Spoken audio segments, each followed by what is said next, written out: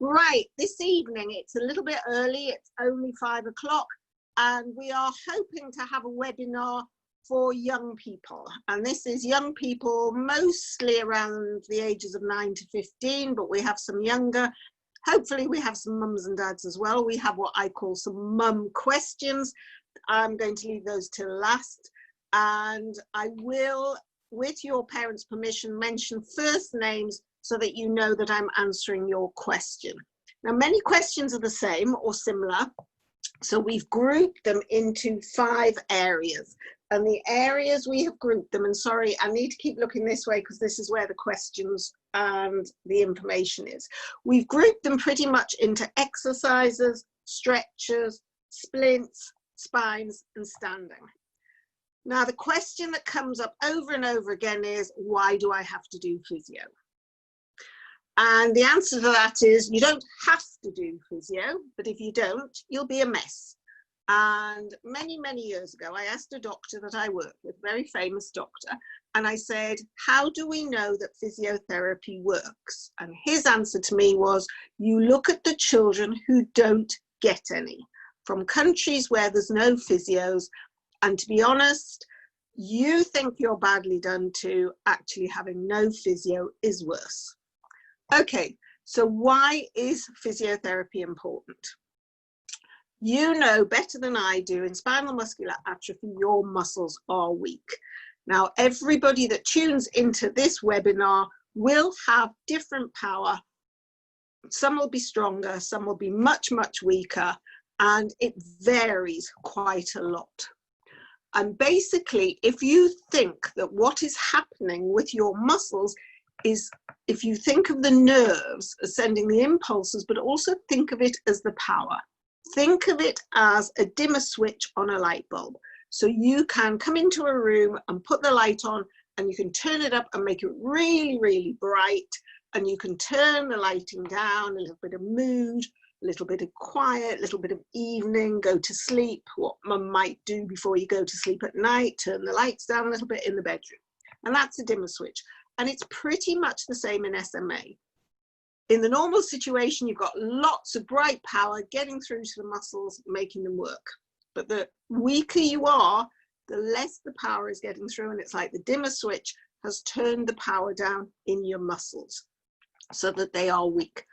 Not all muscles are the same as strong.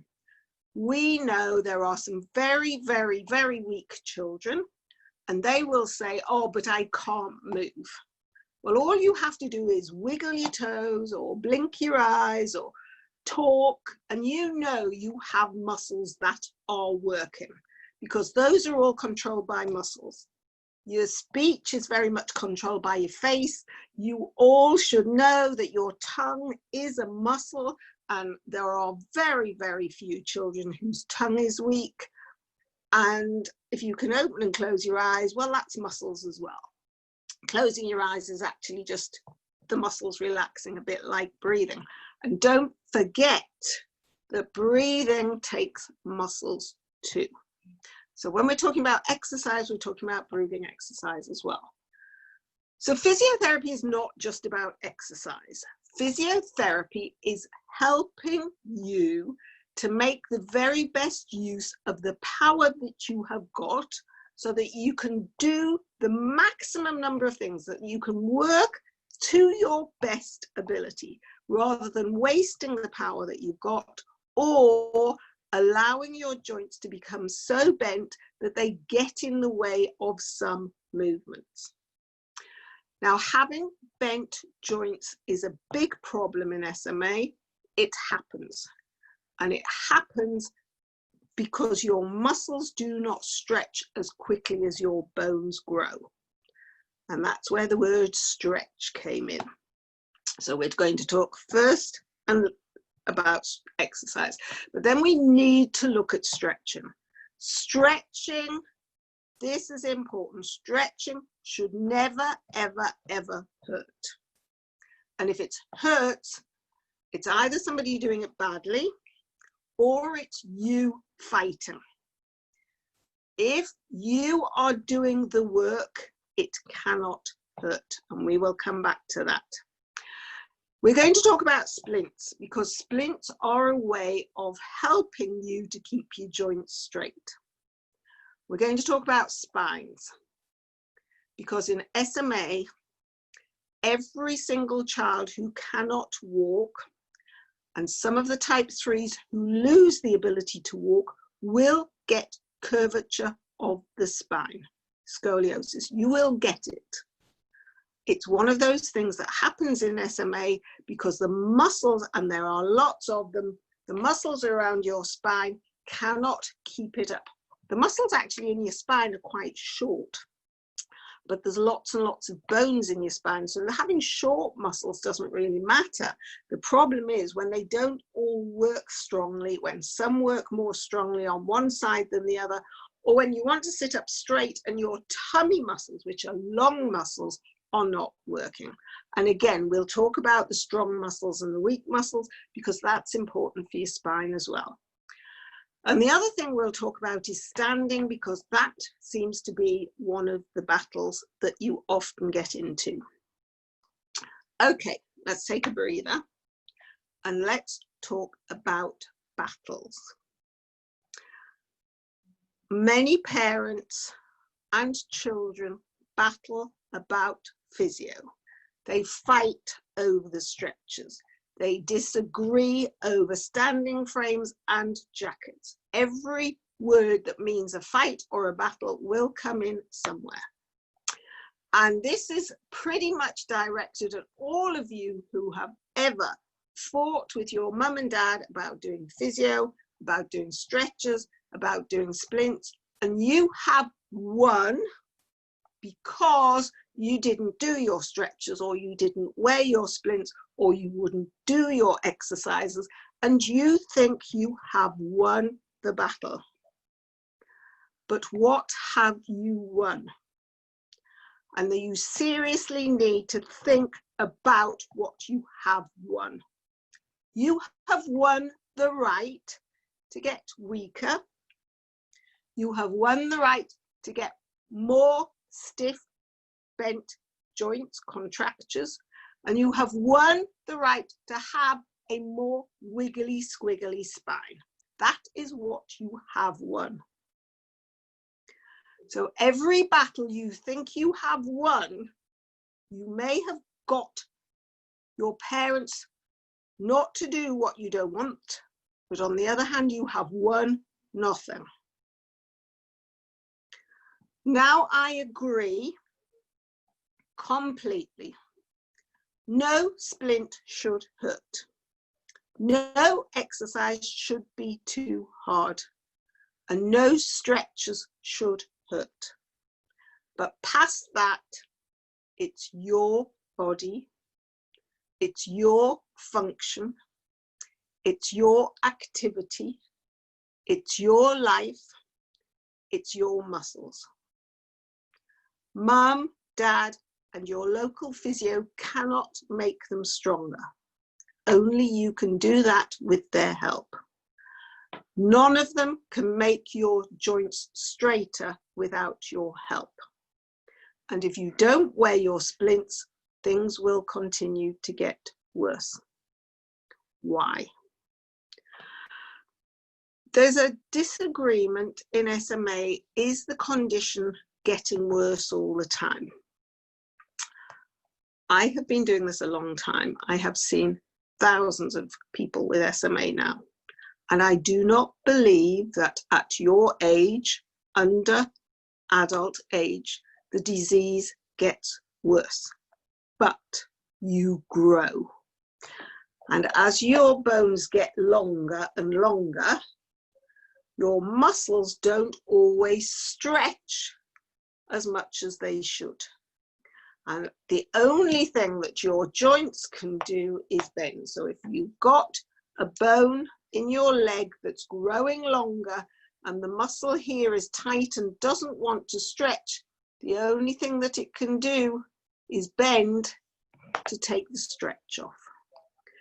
Now, people say you grow most at night in bed, and you have periods when you grow quickly. You may not grow for a while, and then suddenly you grow a lot in a year. And this is when things change. We know little children grow quite quickly up until the age of 2. They grow quite quickly around the age of 7.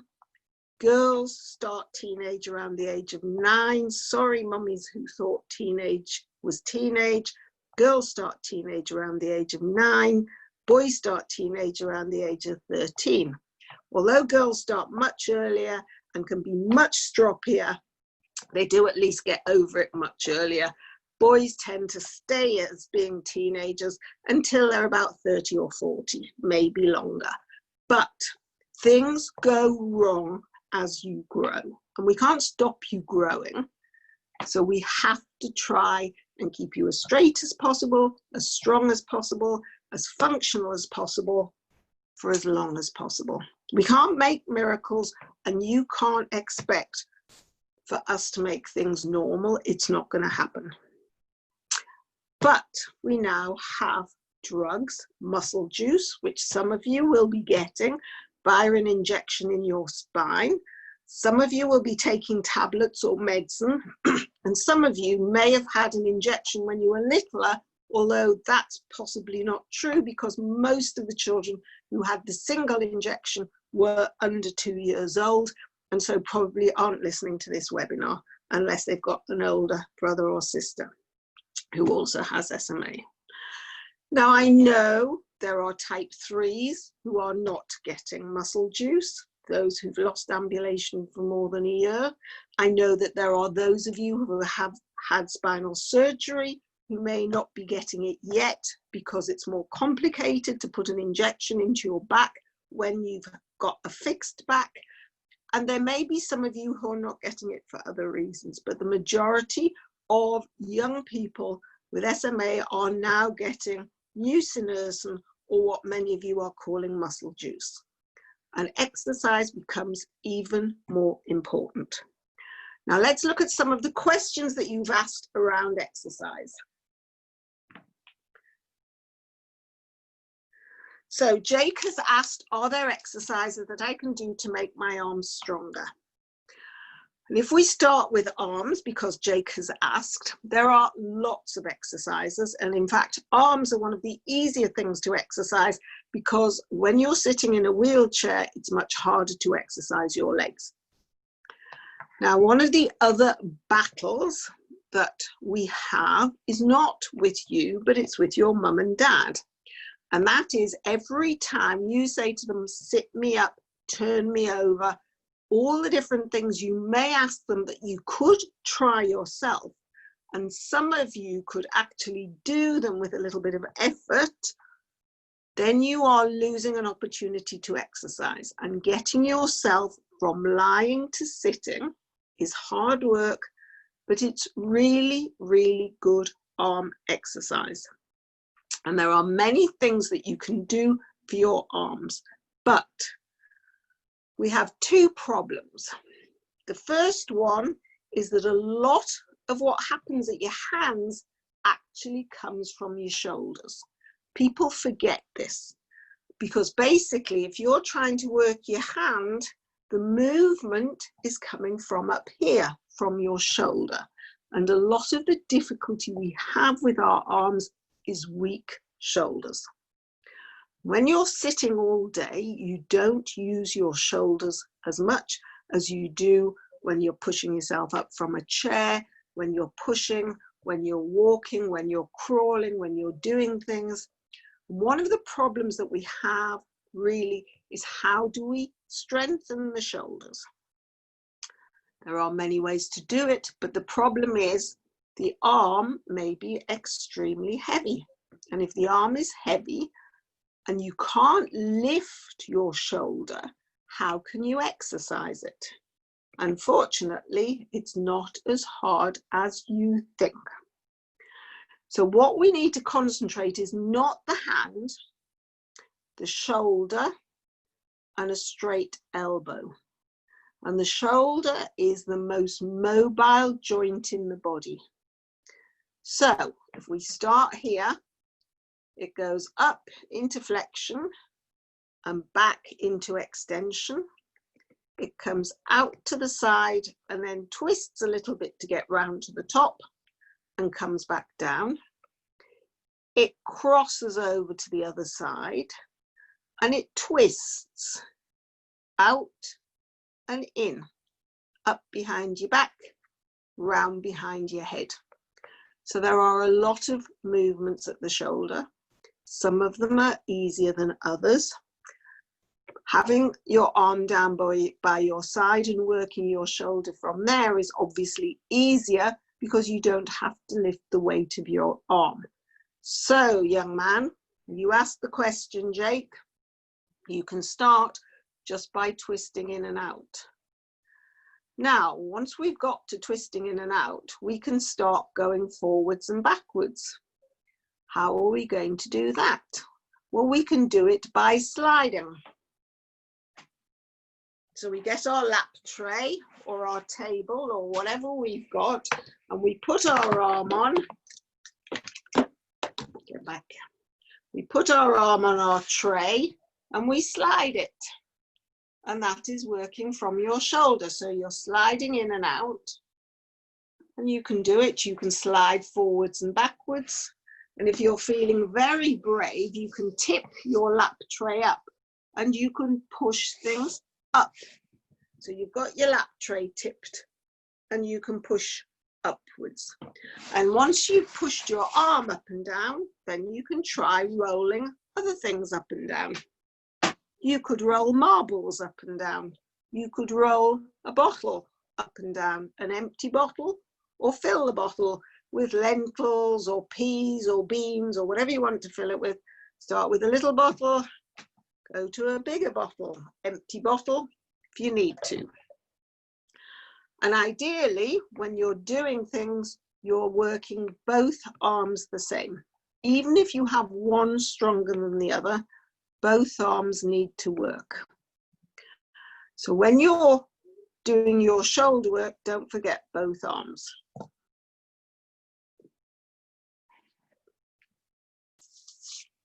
Elastic bands.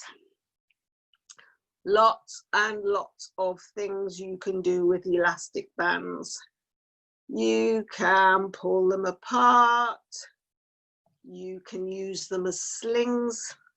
Now you'll need somebody to hold you or to set up a little rig so that you've got somebody taking the weight of your arm and you can swing. You can swing backwards and forwards. You can swing up and down, you can bounce, you can pull down. So there's a lot of work you can do with elastic bands. Now, some of you will find the elastic bands are hard to get hold of, and then you can make a loop and either put your hand through it or even your wrist, so you can work from there.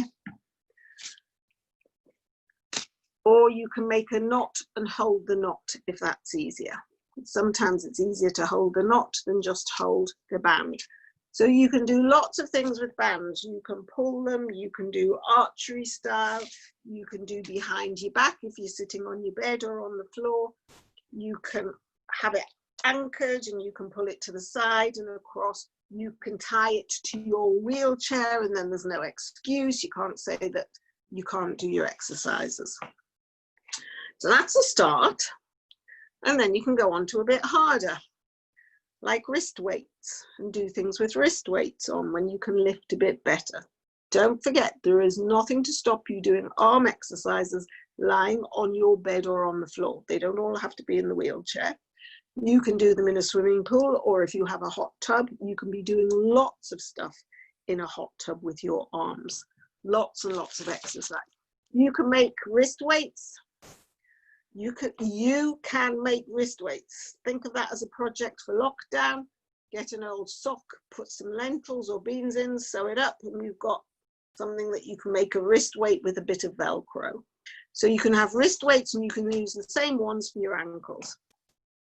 So there are lots of exercises. Now I am going to go from Jake's question to George's question, because George has asked, when he is on all fours, his wrists hurt. He says his hands hurt, but usually when you're on all fours, it's your wrists that hurt because you are taking so much weight through your arms instead of, and particularly your wrists and hands. And that is because you are not working your shoulders and you're not working your hips, and particularly your hips. And so all the weight is being forced forwards onto your hands. So if you are working in kneeling or the crawling position and you are trying to do weight on your arms, you need to make sure that your hips and your shoulders are taking weight, which is difficult. Your tummy muscles are trying to work, which is even more difficult. Your head will be hanging down. Sometimes it's hard to lift your head up, and that is also pulling at the back of your neck, and that makes you shift your weight forwards, and a lot of the work is then done through your wrists. And one of the ways that you can stop that, this is his big brother, is to put a roll in. Now, a roll doesn't have to be a big roll, it can be a rolled up towel, but ideally, if you're going to be on all fours and it's really hurting your wrists, then you want to be over something like a roll, because if you're over a roll, then it's taking the weight of your tummy and you can work your shoulders and your arms from there. And it's also helping you to work your hips. Now, this is really important because what you have to do when you're on all fours is do some hip work. And very often what happens is the hips are not stable. Your hips are wobbling around. And so again, a lot of the pressure is going through your arms. So if you're trying to work on all fours, you will need your physio or mummy or daddy to help you work at this end as well as round your shoulders to try and take all the pressure off your wrists. If you really work your shoulders, you will find there is less pressure through your wrists. Okay, let's see who else we've got questions from on a similar idea. Okay, let's see what else. Okay, now, while we're on exercise, one of the questions that Oliver was asking was about swimming. Oliver really likes swimming and he wants to know what exercise he can do in the water. And it really depends on what you can do in the water. Can you swim? Can you actually move around in the water? Can you stand in the water? Are you able to actually stand? Can you stand up in the water? Can you take your own weight? Can you walk in the water? Can somebody help you to walk in the water? And the important thing is any movement in water is nice. It doesn't have to be swimming. If you can't swim, or if you're a better swimmer and you find swimming a little bit boring, then just going up and down is not everybody's idea of fun. So what you need to do is just play lots of games in the water that you would do on dry land. So you can take balls in the water, floating balls. This sort of ball. You can float in the water, you can push it, you can throw it, you can kick it, you can squeeze it with your arms and try and make it jump up in the air, you can squeeze it with your legs and try and make it squeeze out. You can even try and sit on it. There are amazing things that you can do by trying to keep floating things in the water. And if a ball's too hard, try a balloon. Don't forget the lovely exercise you can get from a balloon. Even just swishing your arms in and out is good exercise in the water. Legs in and out is good exercise in the water. Pulling your arms down in the water, pulling your legs down in the water is great exercise. If you can walk in the water, it's ideal, but actually what is best is to walk backwards and sideways. Is better for you than walking forwards. Now that sounds a little crazy, but I will explain. In SMA, we have strong muscles and weak muscles, as I said. One of your weakest muscles is your bottom, your bum, your gluteus maximus. that should be one of your strongest muscles, your big butt. And this is why mummies have big butts, because they work very, very hard, because those are the muscles that make you run up and down stairs and stand up from the floor and pick things up off the floor. That's your bottom muscle. Very strong. But yours is very weak. And that is one of the biggest problems in SMA. So that one is weak. And that's the muscle, as I say, that helps you stand up, because it keeps you up straight. And if you haven't got that muscle, what you will find is your hamstrings work very hard. But one muscle that is working very, very hard are these muscles at the front of your legs, which kick. And this is what makes you have tight hips, because your bottom, which should be pulling your legs backwards, is weak. But the muscles at the front are pulling your legs forwards, and then you're sitting for a lot of time with your knees bent. These muscles at the front of your legs get tight. Now, if you're in a swimming pool or in any situation where you're working those muscles really hard, then they can get tighter. Your joints, your hips can get tighter if you're always working these muscles very hard. And if you think about it, when you're walking forwards in the water, all the work is being done by those muscles.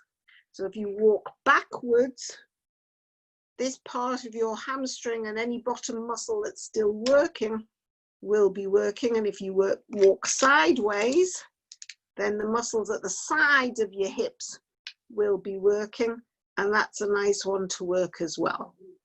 So backwards and sideways are one of the best ways to walk. So that's in the water. Don't forget your head, that needs exercise. Don't forget your breathing, that needs exercise. You can blow balloons, but it's pretty hard. You can play plenty of games with a straw.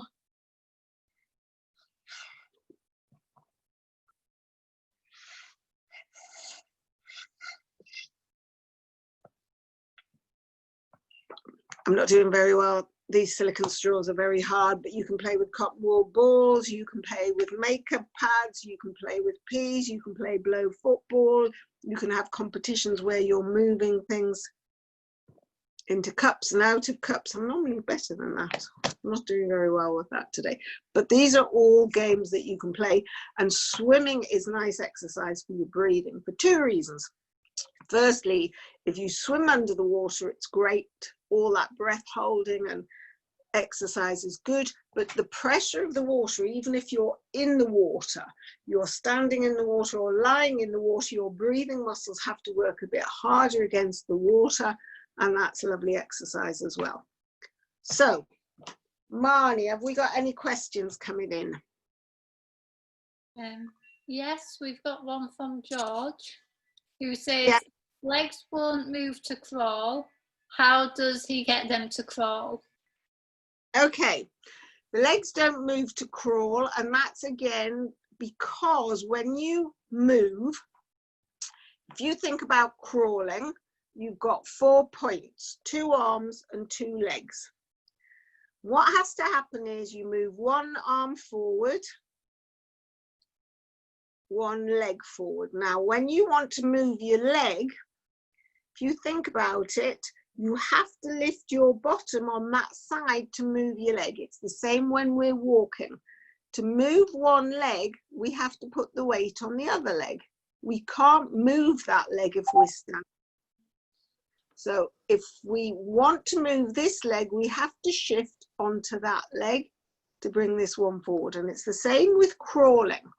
But the problem with crawling is that we're already in this bent position, and it's much harder to bring our legs forward. So we're bent at the hips, our knees are bent. We have to take all the weight onto the other leg. So if I want to move the leg nearest me, I have to take all the weight onto this leg before I can move that leg. And this leg doesn't like the whole weight. And the arms don't particularly like all the weight being shifted either.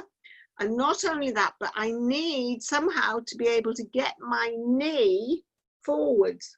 and it's very hard when it scrapes across the floor. Now, when we're walking, what we do when we walk, we take our leg forward and our foot comes up so that it doesn't scrape on the floor, unless you're always pointy down and then you do scrape on the floor. But the whole point about your foot coming up is as you take your leg forward, if you left your foot down, it would scrape on the floor. But you can't do that in kneeling. When you're kneeling and you're down and bent, I think I've got my body on back to front. We might need to turn this person around. That might be better. Okay, so we're kneeling. We're trying to crawl, but we have to get our knees forward under our body, and there's nowhere for them to go. It's really hard to lift your body because you've got to lift your bottom, lift your tummy, and bring your legs forward. Now, again, crawling is not easy. And again, another way to practice is to have something under your tummy, like a roll or a rolled up towel, so that as you're trying to come forward, the weight is off your tummy, or somebody can hold you, or get some of the very heavy TheraBand or a big scarf. This is for mum or dad. Get the big scarf under the tummy. Lift your tummy up while you're moving your legs, and that will help you to bring your legs forward. So if somebody is helping you to get your tummy up, and if you use a scarf or TheraBand or something like that, that saves mummy and daddy having to physically lift you up, and that makes it easier, and that will help you crawl. And as you get better and better at crawling, then they can let more and more weight down onto your legs. Now remember, there is another problem with crawling, and that is we're back to this idea of always exercising those muscles at the front. And when we're always exercising those muscles at the front, then we can end up with tight hips. And that's when we start the stretching, but we will come on to stretching in a minute. Okay, so I hope that answered the question, George. If not, then mummy, I'll have to get in touch and we will talk about that further. So let me just check the questions on exercise and then we'll move on to stretches. Okay. Right. So one more question about exercise. If you don't do your physio, will you get weaker? And that was another of, now, that was another of Jake's questions. If you don't do your physio, will you get weaker? And the answer is yes. Because if I don't exercise and you don't exercise, and mummy and daddy and your teacher and your brothers, sisters, aunts, uncles, cousins, if we don't exercise, we all get weaker, particularly if you change the amount of exercise you do. So if you are quite an active person and you stop being active, then you will get weaker. So all of those mummies and daddies who've done amazing things during lockdown, who've been on Jake, whatever's, you've done your PE every morning, or mummy and daddy, I know we've got several mummies and daddies who've taken up running or cycling, all this exercise. As soon as they stop doing all this exercise after lockdown finishes, because they don't have the time or they don't have the energy, or now they're back to work, it's all different. Within 6 weeks, they will be back to where they started. So we know that without exercise, muscle does get weaker. Everybody's muscles get weaker. Now, as I say, some muscles are incredibly hard to exercise because they're very, very weak, like tummy muscles and your bum muscles, and sometimes your knees and your arms. And you think that if you can't do a sit-up, because you know a lot of people who can do sit-ups, and your mates at school can do sit-ups, and dad can do a sit-up, or maybe not, that you can't do any exercise, and that's not true. There is a very, very important exercise called static exercise. That basically means, static means still. It's not going anywhere.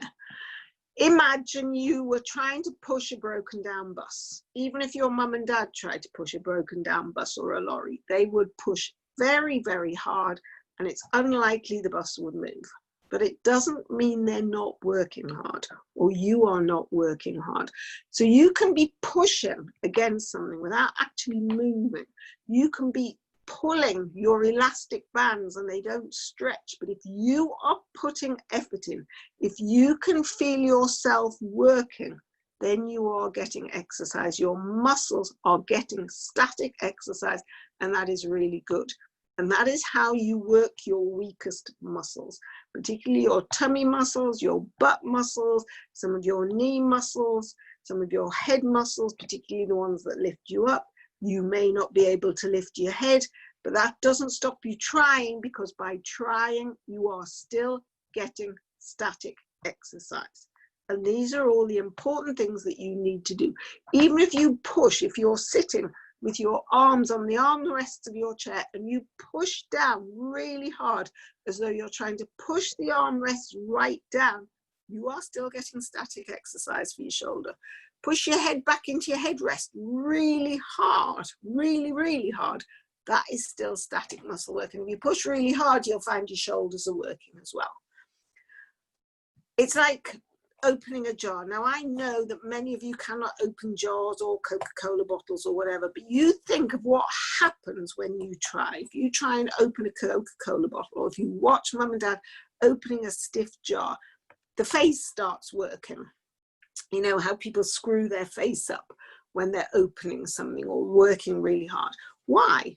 Your face muscles are not opening that jar, but they're still working, because there is something in the body called overflow. And we see this a lot when we're doing your physio assessments. I will ask someone to pull their foot up really hard and up go their fingers.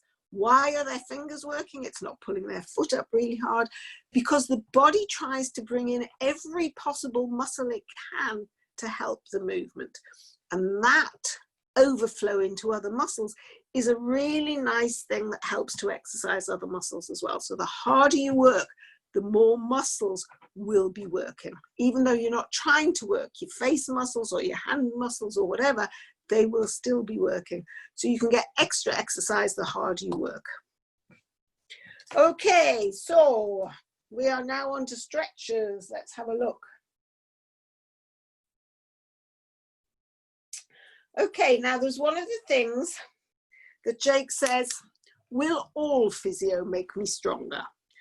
No, stretches won't make you stronger.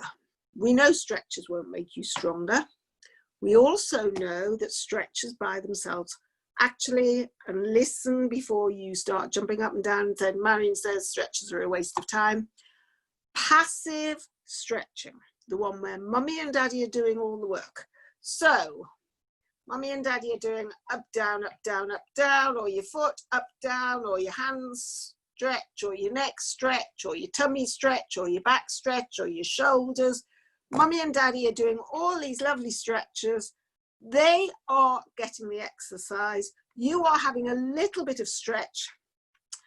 You are on your iPad, or on the television, on your phone, wherever. Not good enough.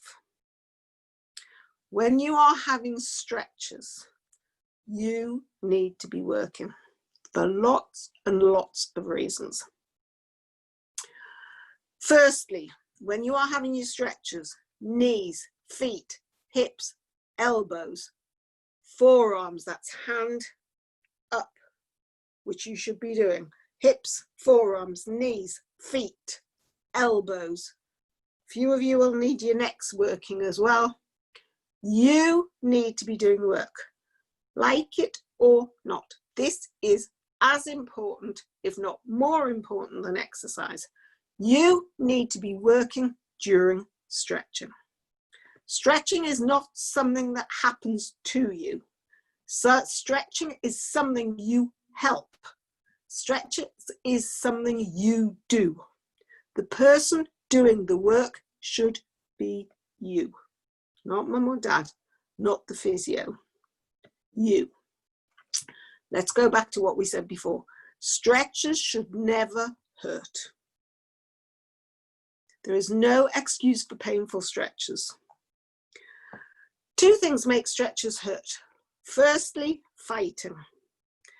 Somebody trying to stretch you and you trying to stop them stretch you. That makes them hurt. The second one is somebody doing it badly, stretching the wrong way. Joint that shouldn't move or doesn't move or doesn't want to move. But that's more internal, that's not up here. So let's think about why you need to be helping with these stretches. Let's start with the foot. Okay, so there's your leg, and there's your foot. And most of you will have a tendency for your foot to come down, and the movement that pushes your foot down is really easy peasy, and the movement that pulls your foot up is really difficult. And so the tendon at the back here tends to get tight because it's constantly hanging down, and you can see how here that's shorter than that. So if you're constantly hanging your feet down, particularly during lockdown, when you're not wearing your splints and you're not wearing your shoes and you're not going to school and you're not standing as much or doing whatever, this is what happens. Your feet get stuck in this position, and that's a pretty difficult position to stand in. Okay, so we want to do stretches to our ankles every single day. Don't groan, just listen. I can come along and I can go 1, 2, 3, 4, 500, and you're watching the TV or watching your Xbox or taking no notice until something hurts. Or you're bored, so you push, or you don't want to be there, so you fight. Okay, there are lots of reasons that you need to pull. The first one is if you are pulling at the front, your brain says, I need to pull my toes up, so I need to relax the muscle here that pushes my toes down. Because if I want to pull, I can't be pushing. So if you actively pull your toes up, even if you can't make them go very far, the muscle at the back will relax and you will get a better stretch.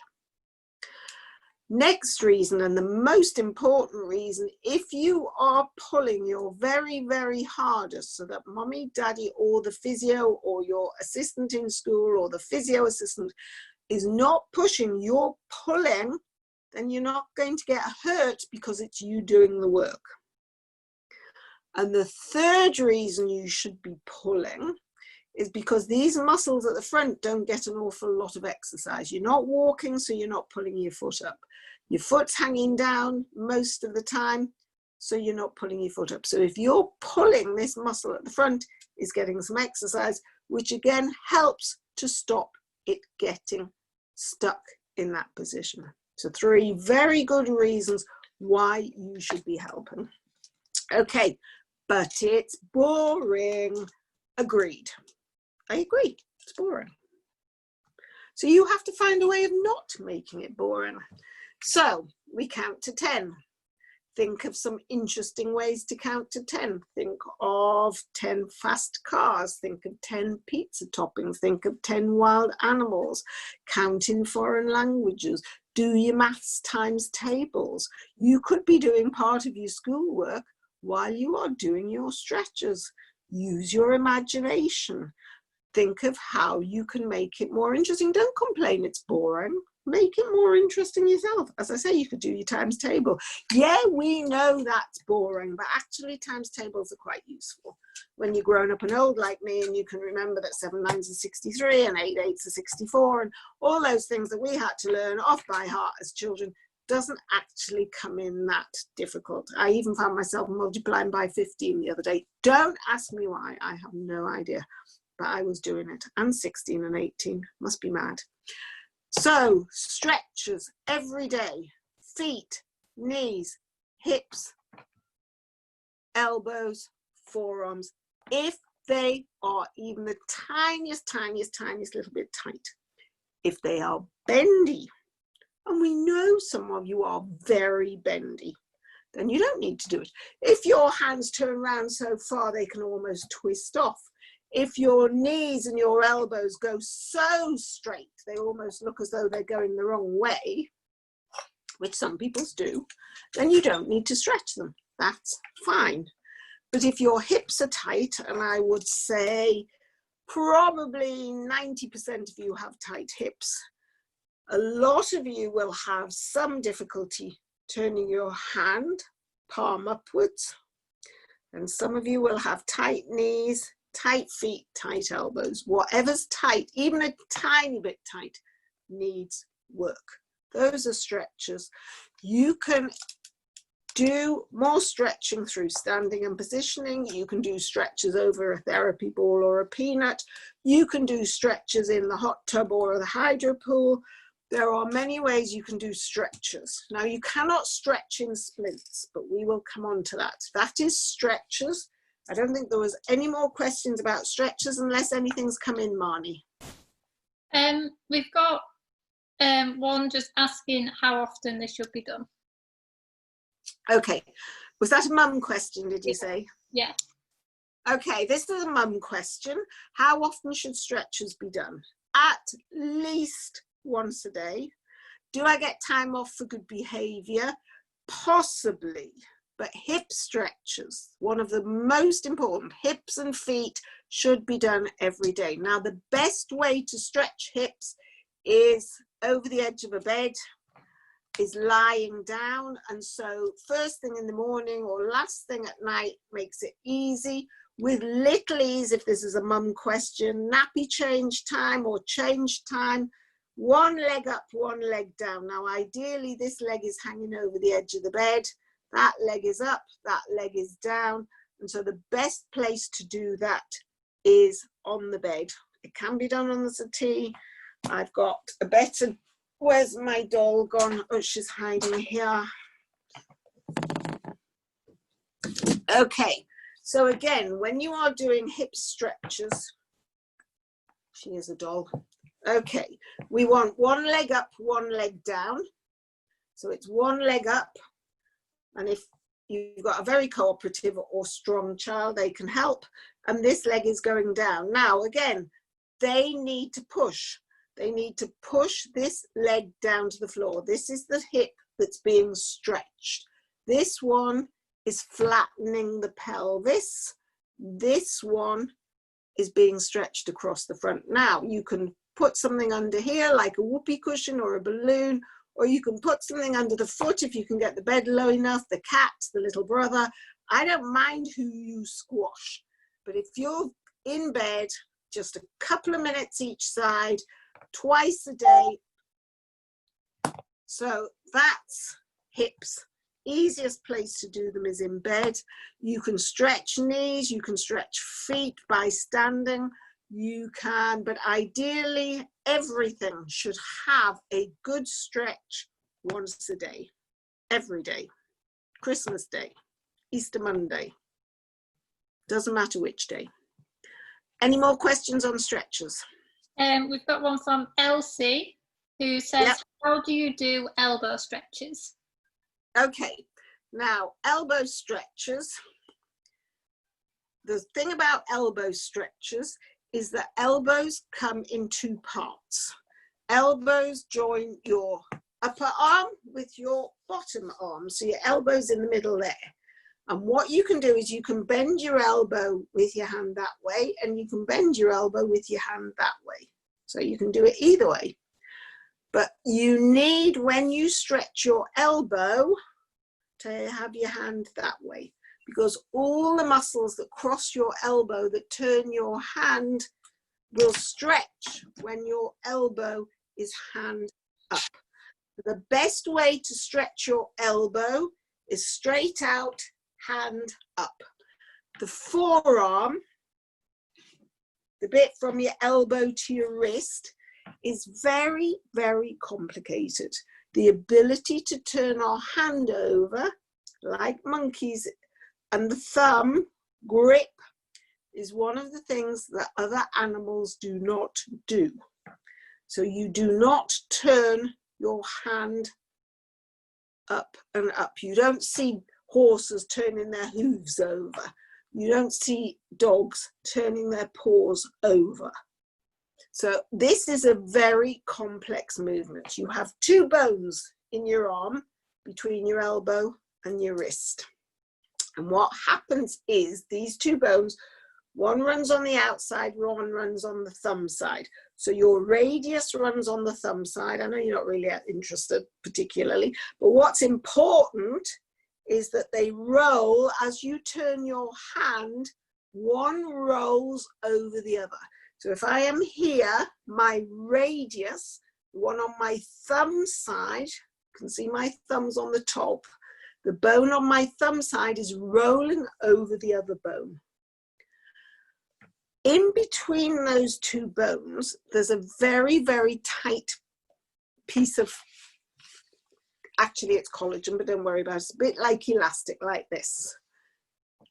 But it's not as stretchy, and that's what will get tight. So if you don't practice turning your hand up with your elbow straight, that will get tight and we can lose the ability to turn our hand over. Now, some people have, as I say, very bendy hands and forearms, but some don't, and do get stiff and tight doing that. And why? Because most of the things we do are hands down. Keyboards are hands down. Lots of things are hands down. Writing is hands down. Games are hands down.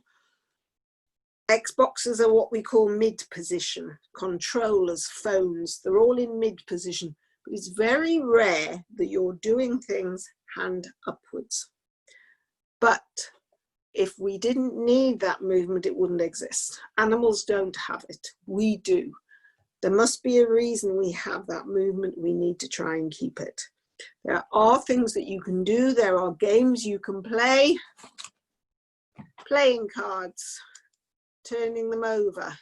We all know that you all think the books turn the pages like that, but get out a real book, get out an Argos catalogue, get out something and start turning your hands over.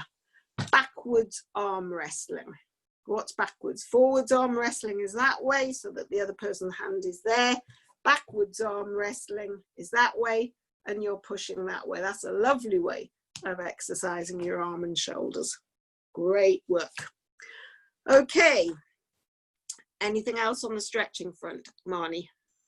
We've got some more questions, but they're not for stretching, so shall we see? Don't worry, let me have them and we'll see where we're going. Okay, so we've got another mum question, which is, my son uses a neck ring. He's 2. He has good arm and leg movements in the water. Where do you go from neck rings? I think that's when they're swimming. Okay, so with neck rings, there are several places you can go, and the first one is to take it off. And that is very scary, but it depends on your confidence and their confidence in the water. Generally, when we take children in the hydrotherapy pool, we try and get away from neck rings because we will use our hand under the head, which then frees very much around the shoulders so that they can get better movement. And the other thing is that although the head is heavy, if you relax, it will still float on the water. It's when you tense up that it tends to fall. The other thing is if you come upright, what you need to learn is not to drop your face in the water. So what you need is some work with this 2-year-old on their head control. Now, when you're on the tummy, you hold their chin and get them to try and lift up or blow bubbles into the water so he gets used to the idea of his face near the water for starters. You may have seen little things that we used to call fried eggs. They're the flying saucers that are one colour on one side, one on the other. You can blow on them and they will flip over. We use those to teach the children to get their face near the water. But there's all sorts of blowing games. They can blow things across the water to get used to the idea of having their face near the water, knowing that you are there and will help. You can have a hand under the chin, you can have it here, you can have them upright and tip them a little bit so they learn to come up. Now, many children with SMA do actually like to swim under the water and will indicate with a thumb or a movement that they want to be pulled up again. so that some of the children will be very happy swimming under the water. But generally, the only way to get rid of a neck ring is to get rid of a neck ring. You may want a little bodysuit, but ideally, the problem with bodysuits is that they're not perfect.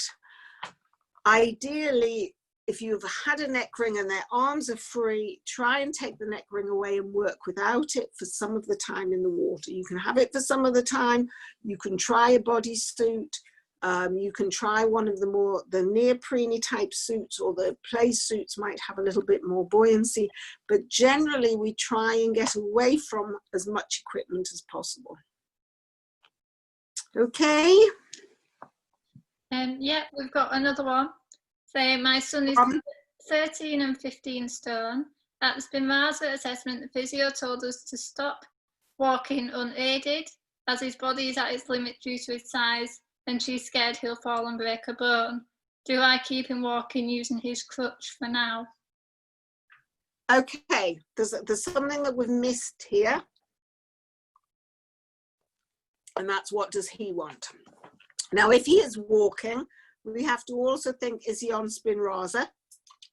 And if he's on Spinraza, or he's going to be in Spinraza, we've got to keep him walking.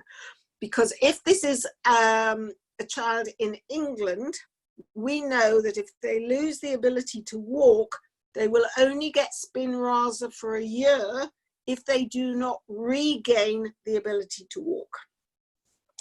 Now, 15 stone at 13 is heavy.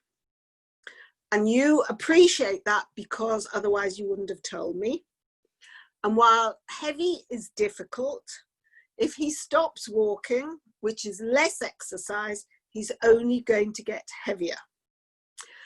If your physio is scared that he's going to break a bone, she needs to know what his bones are like.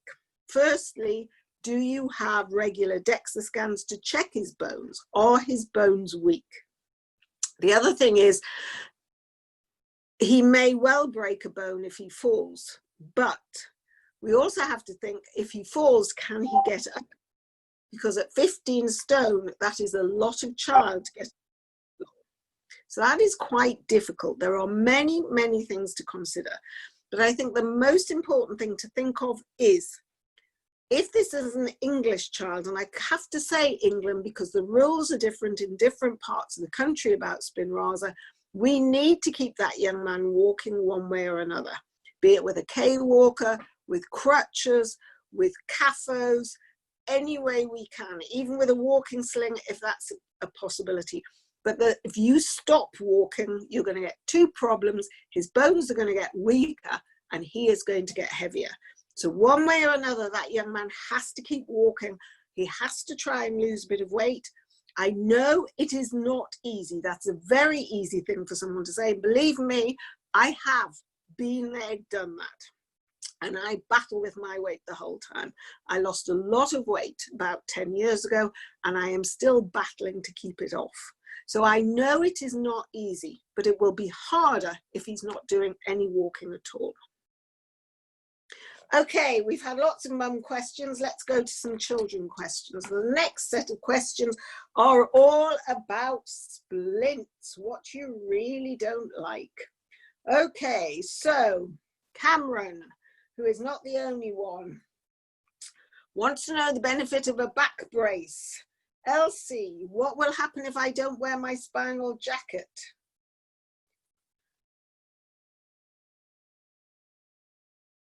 And then we've got a mum question that says, can you spend too much time in a spinal jacket? Okay, let's have a look. I have, of course, a spinal jacket, except it's that way around. Right, why do we need spinal jackets? Not everybody wears them. Most people should, unless they have growing rods or have had spinal surgery. How long you should wear your jacket will really depend on the centre you are under. It is no good me telling you what happens at Great Ormond Street if your spinal surgeon or your team think differently. I can only tell you what happens at Great Ormond Street. Most of our children have a spinal jacket for two reasons. Firstly, the spines get scoliosis, and while a jacket will not stop your back getting curved, it will make it curve slower.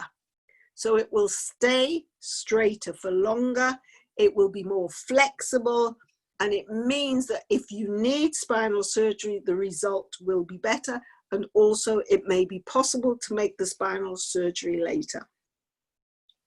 So yes, it is very important to wear a jacket. Two things about that: how long, and it hurts. We are back to the idea that no brace should hurt. No splint should hurt. There is no justification in you trying to wear something that hurts. I agree.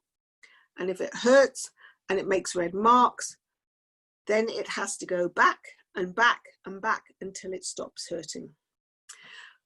Other complaints about jackets: they get in the way, they stop me doing things. I agree, you're not as mobile with your jacket on. You can't reach as far, you can't necessarily get your arms up, you can't lean forward as far. I agree. But this is a balance between having a better back and more activity.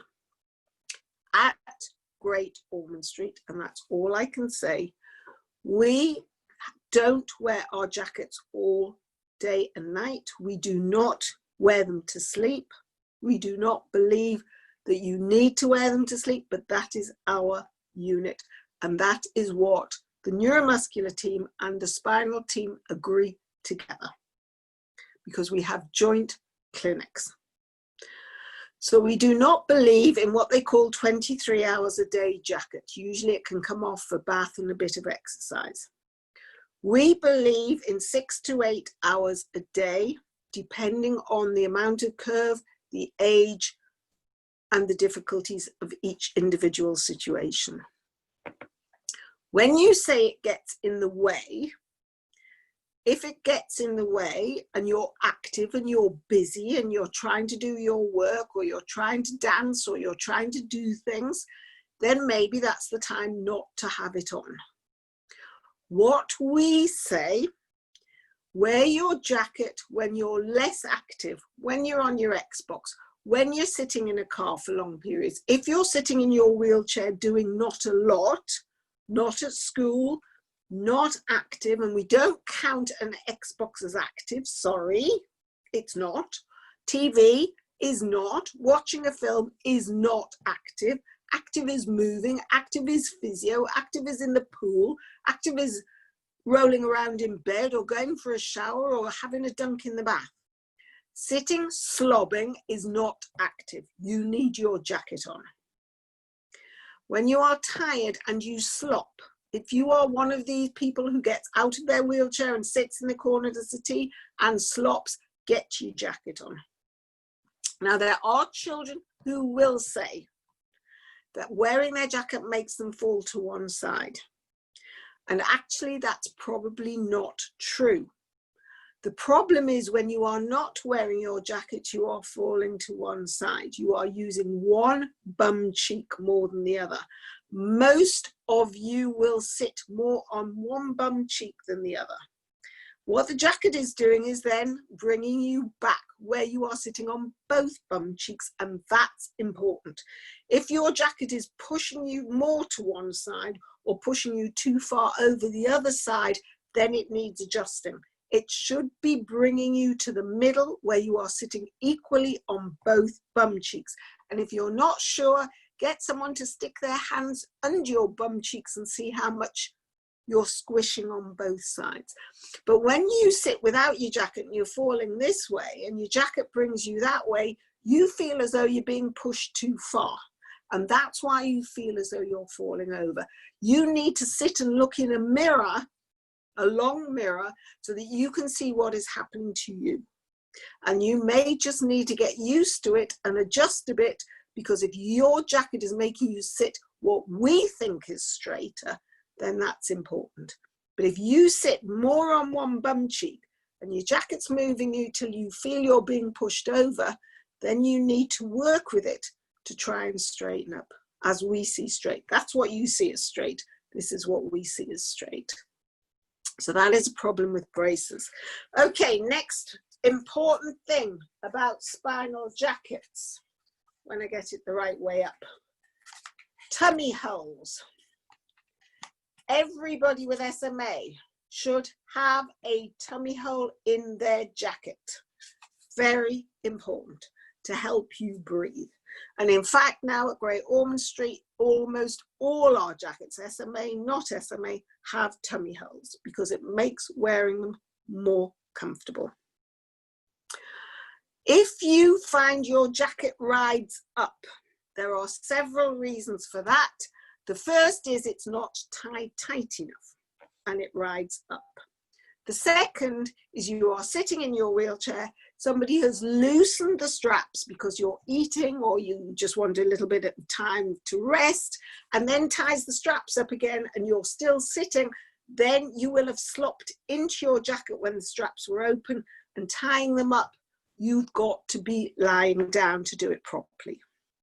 So when you are having your jacket on, to do the straps up, you need to have it properly positioned lying down.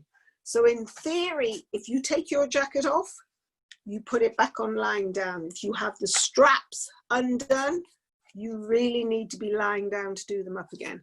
But more importantly, tummy, head, legs. When you sit up, as you sit up, your tummy will get squashed downwards and you will sink into that jacket so that you end up with the jacket doing this.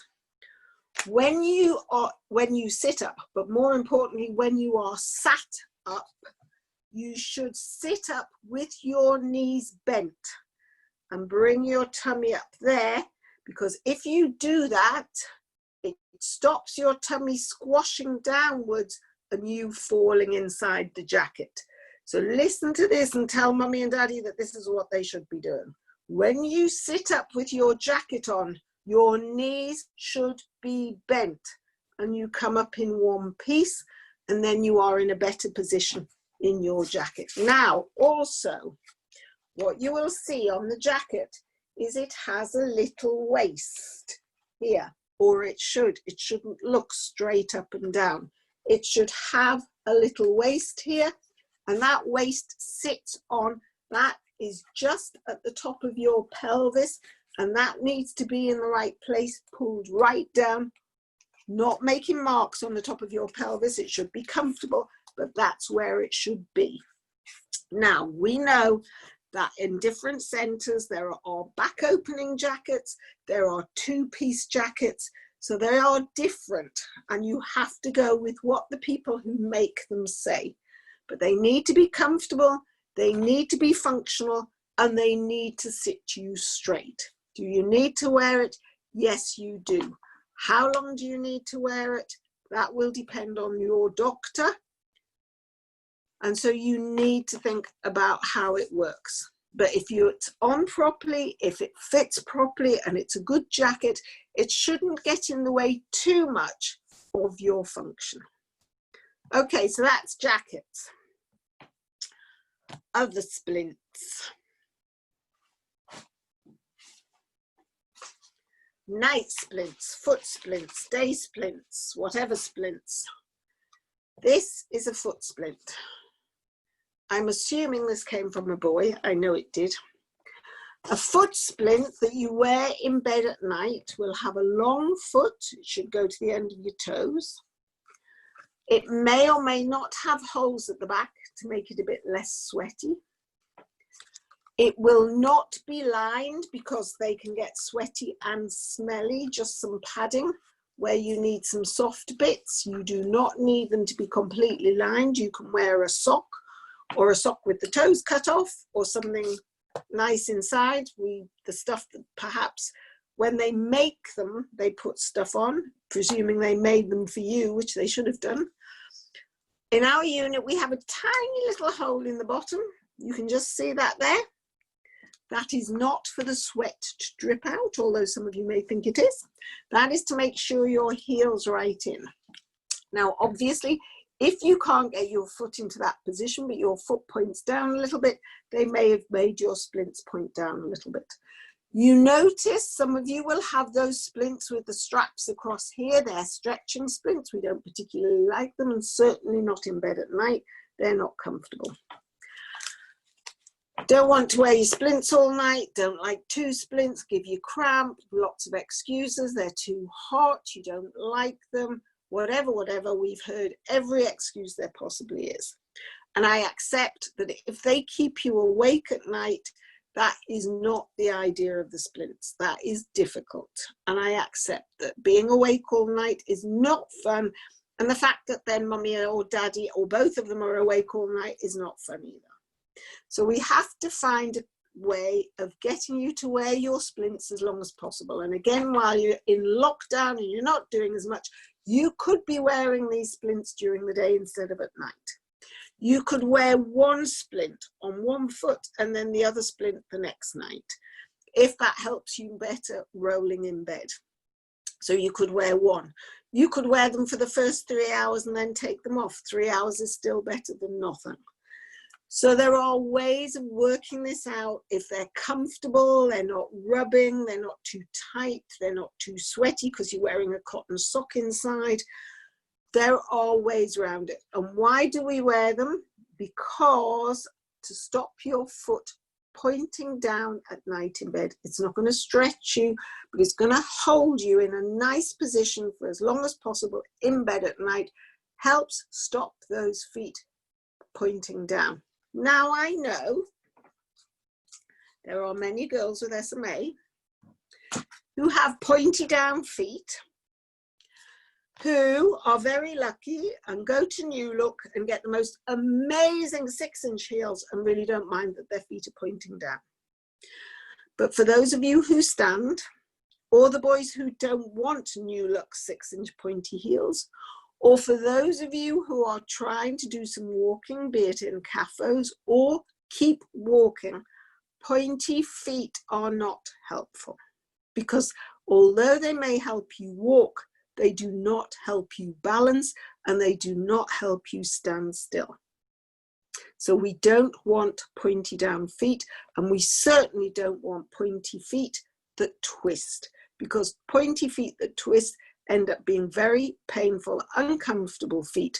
And the worst pointy down feet that twist, you can't get shoes on at all, let alone New Look sparkly 6-inch heels. So we have to think carefully about wearing your splints.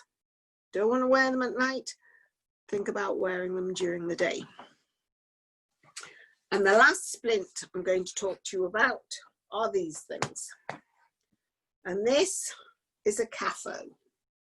Some of you will and some of you won't use Kyphos. Not every centre uses them. We use them a lot in SMA. A lot of our children use Kyphos for standing and for walking. Unlike night splints, they only have a short foot. They don't come past the toes, they come to the middle of the foot, and that helps you take steps and helps you balance in standing. It has a knee lock, so you can sit in them.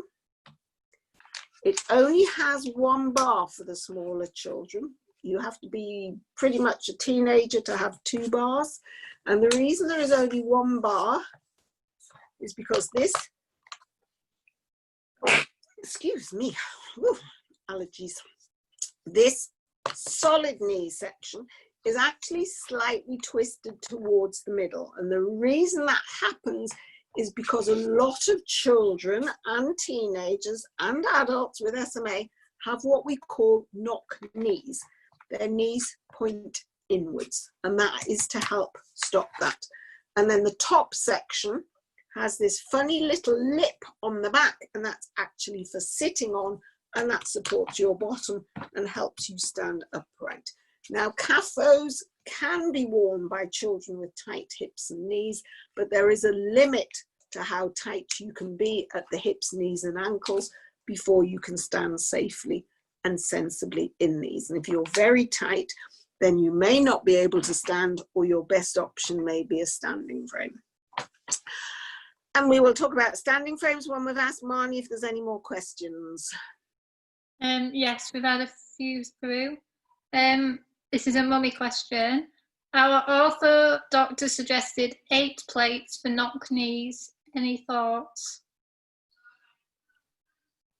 Yes, but they're probably not polite. The problem with 8 plates, this will depend on whether this is a walking child or a non-walking child. Did they say, Marnie? No, they didn't. No. Okay. Now, the problem with 8 plates is what they're doing is they think that your knee, if your knee is twisting inwards, so these are knock knees, so that your ankles are further apart and your knees are closer together, they think that this side is growing quicker than this side. So what they do is they put in plates here to try and straighten the knees up. But actually, you're not solving the problem. You're not solving the cause of the problem. You're treating the result of the problem. And the reason that knees do this is back to these weak bottom muscles. And anybody who stands with knock knees, if you tighten your bottom up, you will improve your knee posture. So that actually, this is not a growth issue. This is not about the outside of the knee growing faster than the inside. So what they're trying to do is stop that side growing so the other side grows to make it straight. But it's not solving the problem. I am not a fan of treating things if we are not treating the cause, but treating something else. And my feeling is that you will have opposing forces making the knees painful. Generally, I would not have a child with SMA having 8 plates unless the knock knees was severe in a walking child and really getting in the way of walking, that their knees were crashing together. Now, I've seen a lot of type 3s walking, and I've never seen one whose knees were so bad that it actually was stopping them walking. So that's the answer to that mum question. Okay, so we've looked at stretching, we've looked at splints, we've looked at exercise. The next one I want to look at is standing, because there's quite a lot of questions on standing frames and standing. And I'm going to answer one question first. This is a George question, and I'm sure he's listening. George wants to know, and it's a very valid question, so don't all go, ugh. George wants to know if standing makes him poo. Okay, does standing make you poo? Exercise can make you poo, but standing will only make you poo if your poo is pretty much ready to come out anyway. Basically, your food goes into your tummy and it comes down into your guts. And the first part of your guts, your small intestine, is very curly. Go and have a look at the pictures. There's tons and tons and tons and tons of guts. It goes for miles. If your poo is in there, standing up is not going to make you poo. But once it goes past all the little curly bits of your guts, it then comes round, past your appendix, goes up and across and down. And that's when it comes out as poo. So that's your food. Needs to go around all the little curly bits, up, across, and down before you poo. What makes a lot of children with SMA not poo very often is 2 things. The first one is lack of exercise, because exercise definitely gets the intestines moving. It does help you to poo. And when I say exercise, I'm not just talking about sit-ups and running and exercise. I'm talking about generally walking around, moving, rolling does help. And we know massage can help. The other thing that some of you who are at school do is you avoid drinking because you don't want to have to keep going to the toilet to wee. For whatever reason, you don't want to have to use a bottle, or you don't want to have to be hoisted. You just don't want to wee, so you don't drink. And that does not help your poo because it dries out. It's as simple as that. So it's hard and it's dry, and that's when you have to stay taking all sorts of medicine to help it come out. So try not to avoid drinking. I know going for a wee at school is not what people want to do. It's embarrassing when somebody has to come and hoist you and do all the do, but it doesn't help your poo. So George, standing will help if there's poo ready to come out. But if you are sitting in a wheelchair all day, you've definitely got to get these legs sorted out. I think I need to draw a face on this. So you're sitting. You are sitting with your knees bent most of the day. Your knees are up here. You're bending. You might have a jacket on. You're not really moving around this part of your body most of the day if you are not walking or standing. So you're not moving an awful lot. So yes, your intestines will work slower. It is undoubtedly true. They will work slower if you are not standing, but it's not just the standing, it's the movement, it's the getting up out of the chair, it's the getting into the standing frame, it's the movement that you do in the standing frame, because nobody really stands still. All those things will help you poo. So yes, it may help you poo. As I say, if the poo is down in your big colon, ready to come down, but if your poo is all stuck in your little intestine, you need a bit more exercise than just standing to get it out. Very valid question, but yes, it helps. But movement, exercise, activity, some of you will find that when you've had a good old hydro session, then it's really, really effective at helping you do a poo. So that's one of the benefits of standing, is just getting out of your chair, getting the stretch, getting into your standing frame. Okay, battles in standing frames. I agree. There are 3 types of standing frame. There is a supine stander, or some people call it a tilt table, and that's the one that goes flat. You lie on top and it brings you up to standing. And many of our weaker young people will use a supine stander to bring them up. It's also a lot more comfortable if you have very bent hips and knees, because you're not being forced into weight bearing with a lot of problems, because your weight is taken through your back and you're virtually lying and being brought up to standing. And supine standers are undoubtedly one of the easiest and most comfortable. The biggest problem we have with supine standers is they do take a lot of space, because in effect they're a bed that then comes up to stand. So to have a supine stander at home can be very much a problem of just somewhere to put it. Now, when you're not using it, it can be standing up and tucked away, but to get onto it is more difficult. But supine standers are certainly one of the easiest ways to stand. Now, the other 2 types of stander are a prone stander, where you're lying that way and you're in that sort of position and standing there, and the prone stander is there. We don't like those particularly for SMA. And then the other stander is the upright stander. Now it can either be at the back or there. Let's have you here, mate. And that is the upright stander, where you're standing much more upright, straight. You're strapped here and you're standing upright. We prefer the upright stander to the prone stander. Prone stander, you're not taking enough weight through your feet to make them useful. You've got to do a lot of work to keep your head back. You can end up just sitting on a pommel, which may be uncomfortable between your legs. So we like the upright standers. Do we like children to stand? Ideally, if you can, we like them to stand in these, because you're doing much more work in these, but they don't work for everyone. But otherwise, yes, we like you to stand for lots and lots of reasons. It's good for your joints. Is it good for your bones? Does it make your bones stronger? Possibly not. It's certainly better than not doing it, but whether it actually makes them stronger, we're not 100% sure. We think that the ones that vibrate may do more for your bones than ones where you're just standing still, but not many standers yet have little things that vibrate, and even if they did, you may not like it. A lot of the people we know do not like a vibrating plate. Standing is really good to get you out of your wheelchair, to change your position, to get you working muscles that you're not usually working.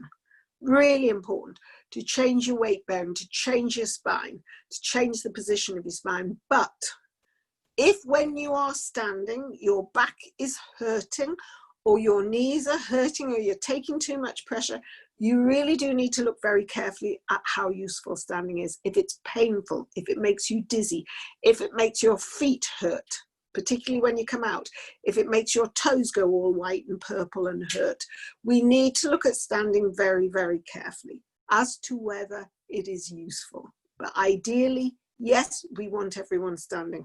We particularly want those on muscle-induced standing because it will help to work muscles that you are not normally working when you are sitting down. And that's particularly true of your tummy muscles, your back muscles, your neck and head sometimes, particularly, and your shoulders. You can do a lot more with your shoulders when they're freer in standing. Now, one of the other things that we like, and we like a lot, and you can get them in adult size, but most teenagers wouldn't want them, is what we call a dynamic stander. And that is the stander with the big wheels that you can push like a wheelchair. So when you're standing in the standing frame, you're not stuck in one place all the time, that you can move around while you're standing. And if you are under 9 or 10, then that is one of the nicest ways to stand in a standing frame, is in a dynamic stander, and then you get some arm exercise, you're mobile, you can get around a bit, and that is a lovely standing frame. But yes, we like standing frames, but if you stand in a worse position, if you're very bent and very skew if you are not comfortable, if your knees are too tight, if your hips are too tight, if your feet hurt, then we need to look at the benefits of standing. It doesn't work for everyone. Okay. Questions? We've got quite a lot of questions coming through. I'm going to start with the ones that we've had with standing because it's relevant to this part. How do I convince my daughter, aged 13, who is 6 months post scoliosis surgery, to try her standing transfers again? She has completely lost confidence and refuses to even try, so we are now totally dependent on the hoist. She has lost her ability to walk about 3 years before surgery, but could still transfer from wheelchair to bed and toilet, etc. And I am sure she can still do it. She now seems happy to accept that this is the way it's going to be forever. She's watching this with me now too. Okay. These standing transfers, we have to think about the weight bearing. What has happened is you've had your back surgery and you have lost confidence in the muscles in your legs. When you stood before, maybe you could bend in a particular way. You can't bend now you've had surgery. You need to bend from the hips. There are lots of ways you can practice weight bearing. You can, firstly, you could try a sliding board so that you're still sitting with your feet on the floor and trying sliding for some of the transfers, if a sliding board helps, so that you're not always using the sling, so you're using your arms a bit, but if your feet are on the floor, you can help by pushing with your feet. You can come to the front of your wheelchair. If your wheelchair or your bed allows you, you could try just doing a little bit of standing your feet on the floor and pushing through your feet. If your wheelchair or your bed doesn't go down low enough, find a box or a step where you can practice pushing, really pushing. It's back to what we were saying about static muscle work, pushing through your feet, not into standing, but as though you were going to stand. Get those muscles working.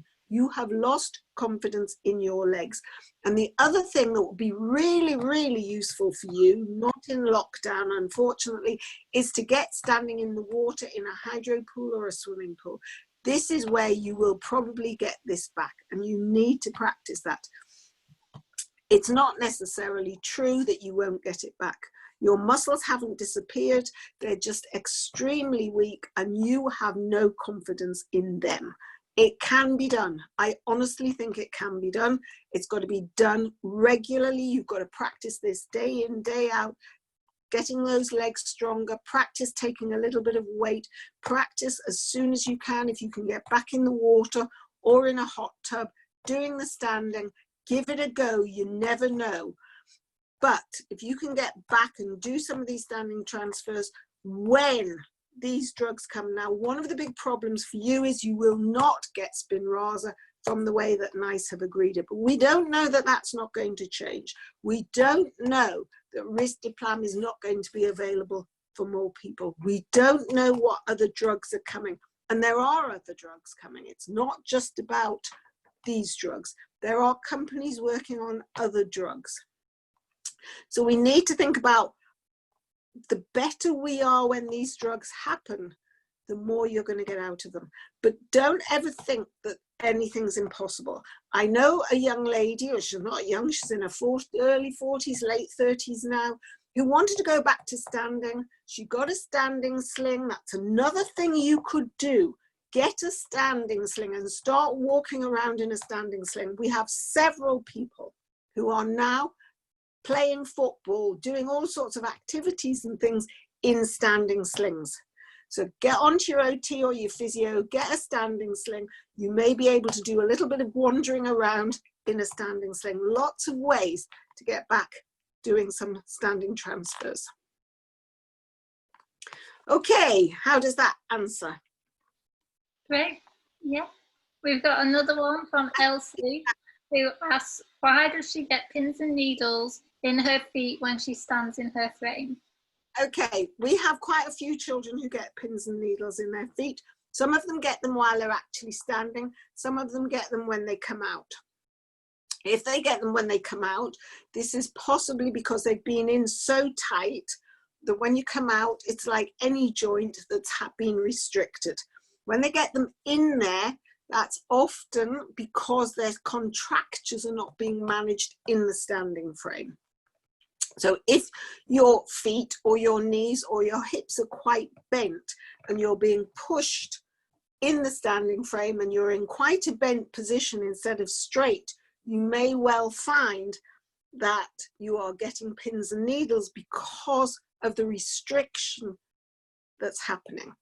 If you are quite straight but still getting pins and needles, you need to think that, are the straps being done too tight? Should you have a little bit more bend in your knees? Should you have a little bit more flexibility in your feet?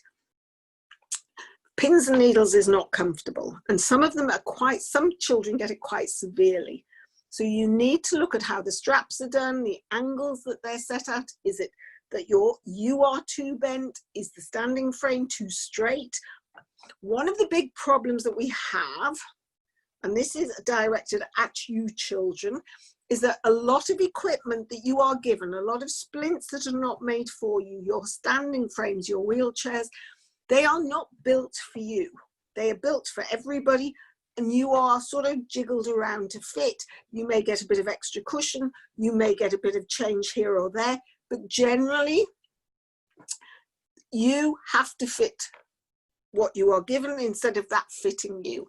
And I think this is often what happens with pins and needles, is that you are fitted into the frame instead of the frame being fitted to you. So it may well be, and I think this was a question from Elsie's mommy, that you need to look at how it's being fastened, the angles that everything's set at. Because if it's a rigid frame, then it may well be that the angles are not set correctly. Okay, great. We have got some more, quite a few more questions, but they're not standing related. Okay. So we've got a mummy question. What about neck muscle stretching? If a child has a stiff neck, can we make any changes with stretching?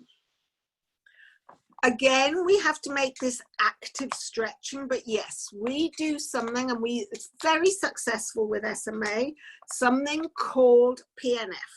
Now, if I tell you what PNF stands for, it's proprioceptive neuromuscular facilitation, forget it, just call it PNF. And we do a lot of work, not only on stretching, but on active stretching. So if I want to push your head to that side, I get you to work. And we get a lot of, you should stretch necks. Everybody should make sure they stretch their necks. The main movements are backwards and forwards, side to side and rotation. But there's also something called quadrants, which is up and to the side, up and to the side, down to the side, down to the side. Now, people don't usually stretch the quadrants, they forget about them. But when we look everywhere. We don't just go there and there. We look up over there, down over there, down over there. So don't forget your 4 crisscross quadrants. But yes, but again, we work the muscles as well as just stretching them. So you need to think.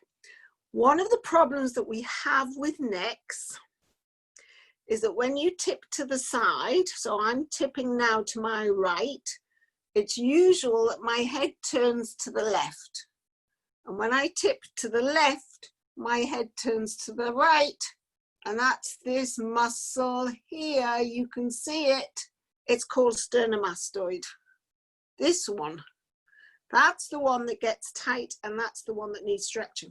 So very often if you need to stretch a neck together, working, it's down and to the opposite side. So if I'm stretching down to the right, I need to turn my head to the left. If I'm going down to the left, I need to turn my head to the right. These are where the muscles are. So usually with a stretch, it can be a straight stretch, but don't forget, head down to one side, turn to the opposite side, down and turn. And then you will get a better stretch on the neck. Okay? Okay. Next one. We've got one from Dan, who was the type 3 whose physio was worried about him walking. Yep. Wants to know what can help lose weight other than calorie intake. Basically, the idea of calories is that you have to match what you are eating with the activity that you are doing. So the most important thing is to try and increase your activity levels. I know it's not easy. The more weight you carry, the harder it is to exercise. But static muscle work, one of the things that we haven't actually said about exercise is that at Great Ormond Street, we don't like giving out exercise programs. We don't send you loads and loads of exercise. We send you sport, activity, play. We believe that physiotherapy should be part of life. You add it in where you can. Games, exercise, fun, sport, all these things are all physiotherapy. Getting yourself up to sitting from lying, turning yourself over in bed, reaching from your wheelchair, lifting things instead of constantly asking for things to be done for you. Every time you think you're going to ask somebody to do something for you, can you try it yourself first? Rolling around in the bed, sitting yourself up, anything that's activity will help. If you sit and do nothing, you will burn 1 calorie a minute, 60 calories an hour. So around 1,500 calories just by breathing and bodily functions. So that's a reasonable number of calories. So once you start adding activity on top, then you are helping with every activity you do. Now, unfortunately, the activities that burn or use the most calories are the ones that move your body, lift your body, stairs, running. All these things tend to burn the most calories or use the most calories, often the hardest exercise. So what you have to think is not how intense the exercise has to be. Ideally, it would be, but how long can I exercise for? How much effort can I put in without fatiguing myself, without hurting myself? Lockdown is a good time to be trying to do exercise 2 or 3 times a day. Activity, sport. A lot of sports are out of action at the moment. There isn't any swimming, there isn't any horse riding, there's a lot of things. Get yourself some sort of punch bag, get punching, kicking, static bicycles. All these things will help. Make it fun, make it something you're interested in. Basketball, get those baskets working. Whatever you enjoy doing, do a lot of it, not to the point of fatigue. This is important for mums and you young people.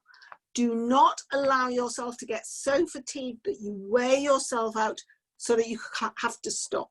You should always stop before you are too tired to go on.